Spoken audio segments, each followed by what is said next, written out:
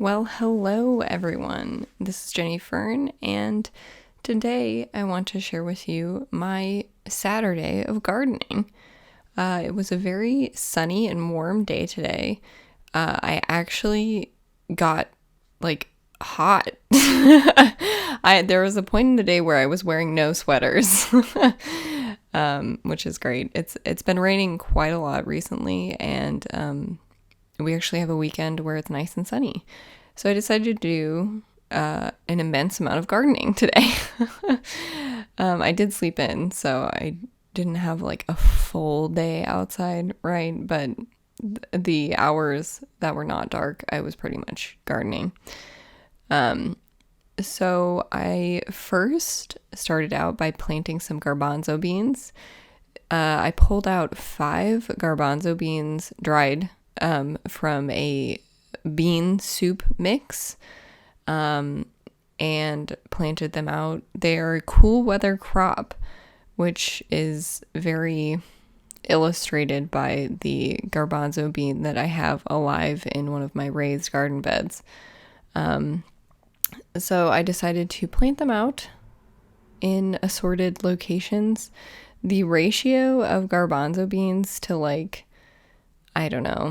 pinto beans in the soup mix is not very high, but I took some that I had somewhat easy access to and decided to put them out along the front yard, in the front beds, and then also in the regular raised beds that are in the backyard, like the regular garden, I guess. And I also took the opportunity to pick this radish. I saw that the top of it was kind of getting munched on, I think, by some pill bugs. So I pulled that up and then decided I should probably do some harvest because, there's a lot growing. It's kind of starting to fill out quite a lot, especially the arugula is maybe about to go to seed, or at least start to spring up and try to, be a bigger plant than what it is right now, which is, little baby plants all over the yard. So I started out with basically trimming back some of this mint, and that does mean harvesting it as well.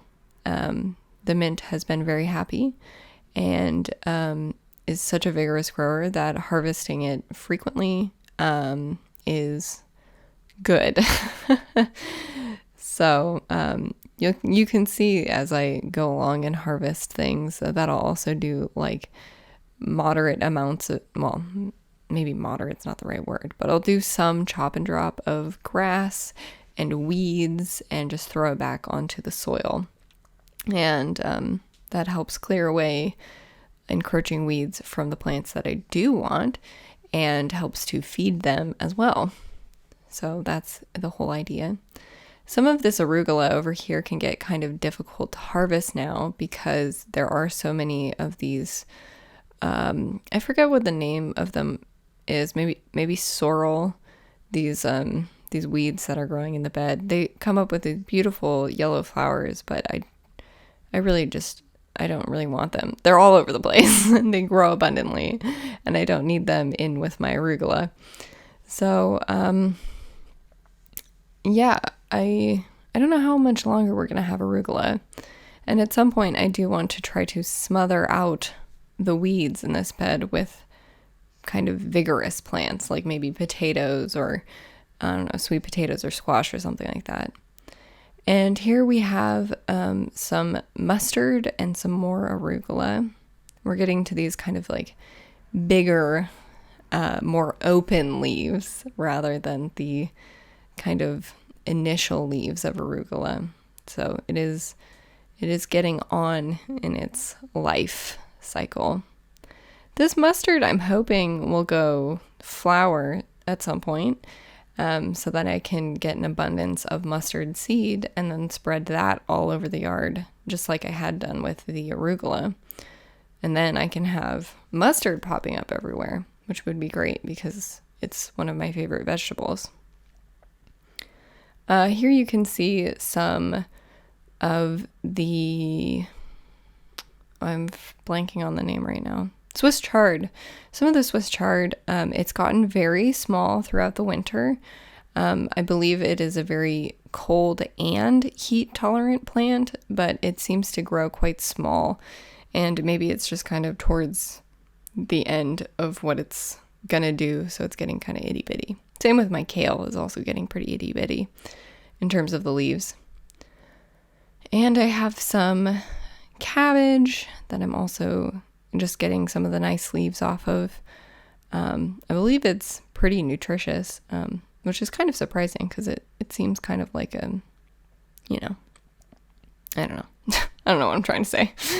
So here you can see I'm weeding. I think it's like geraniums, like dove's foot geraniums or something like that, in the garden bed, and also harvesting some lettuce and some more arugula, right? Having it all over the place. And I think that's about it for these beds. I didn't go in with more of the perennial greens or anything like that. So this is behind the back fence. This is getting into a little bit more of a wild area. This right there is a blackberry vine that I'm trying to move out of the way. And those do like root, so they can spread quite easily and quickly. So I should probably go out and snip it off. As you can see, a little bit beyond me is behind my neighbor's house, where that like tire is and where it's like all overgrown. That's a bunch of blackberries. There is a fig back there that I want access to so that I can take cuttings of it. But it's really overgrown, and so I can't get back there. But that would be super cool. So the reason I'm kind of, I guess, tilling up this area with my fork. Also, pretty sure this is not an appropriate fork for this kind of application. This is what I use for my compost, and I don't have anything else. So this is also what I'm using to turn up the ground. The reason I'm doing this was dug up and stepped on a lot when the fencing was happening. And I wanted to be able to kind of make it a little bit more conducive to growing, because I want to eventually plant some corn back here, and squash probably. A lot of people in my neighborhood do this with the little patch that they have behind their house. They do corn and squash, and I thought, well, if it works out well for them, it might work out well for me. The difference is maybe that there's this little creek between my back and, that not all houses have, along this little strip of land, I guess. So it might not be exactly the same growing conditions, and I'm a little bit worried that there's not enough light here. But I think once it turns to summer, there won't be a problem with light. If anything, it might be nicer to grow here because there is less light. So yeah, I've decided to put in some turnips, some radishes. I think it's cherry bell and sparkler radishes. And then I also threw in some daikons. And at the very end, I threw in some parsnips. I've never successfully grown turnips or parsnips, and I don't know why. I don't know what I'm doing wrong. But if neither of those work, then we will try at least with the radishes, because the radishes will grow for sure. Hopefully they get enough sunlight. I have a daikon radish that's growing in the front yard that is actually very beautiful and very happy, and I'm excited to eat it. But a lot of my other daikons had some issues when they were first put in, either with cats scratching them up and burying them or whatever. I even planted some back here, and I found one when I was going through and digging up this patch. But it's the only one. They definitely got covered up with dirt and trampled. So anyway, I'm really excited to maybe at some point eat a daikon radish that I've grown, because it seems like they'd be quite useful, and they're like substantial compared to the smaller types of radishes that I have growing. I'm not sure what else there is much to say about this back patch, except that I'm trying to do it a little bit more hands-off than what's in maybe the front or the backyards, because it's, behind the backyard. So now I'm planting out some seedlings. Let me clear my throat for 1 second. Okay, so I am planting out some seedlings that had been being grown in cups, or like, what is this, a yogurt container or something like that, sour cream maybe, and planting these out into the yard. I think it was the seedlings that I planted out most recently did not fare very well. Some of them are okay, but one particularly that I had planted kind of around this region got completely buried because of the cats. There's like a billion stray cats plus my own Gordon, who hangs out in this yard. And I found it right after the cats had like kicked it under and shat all over it, right? not directly on the plant, but in the vicinity. And I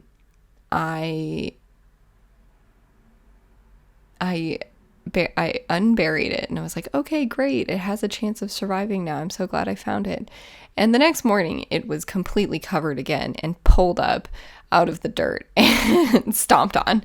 So I'm trying to protect these seedlings a little bit better, because that is my biggest problem with planting things in my garden. My biggest pest is the cats. They cause the most damage. So I'm trying to overcome that problem with preventative means.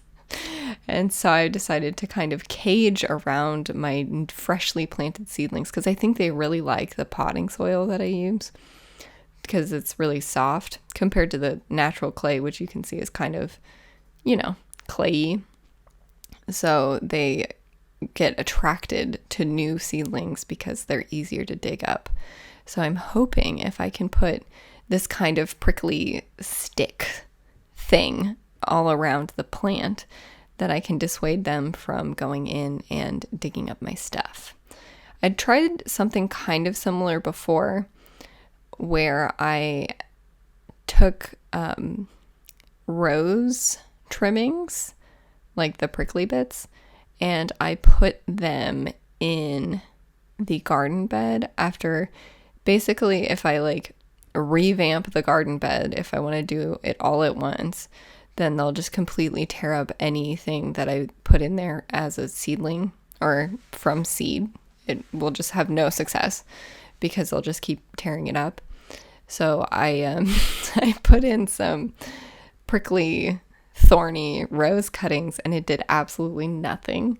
But they were like just flat on the ground instead of kind of barricaded. Oh yeah, this is where the seedling was. I also had a daikon radish here. Both of them are gone now. So that's why I was doing that. We'll see how it works out. This is an olive from a cutting, which I actually planted out in the front yard. I did not film that. This is an apricot that I've grown from seed. And I'm so excited about that because my apricot tree is kind of old and kind of sad, and parts of it are dying. So I want to get something in the works for when that dies. So I spent a ton of time in the front yard weeding grass. Look at that mycelium. Isn't that super cool?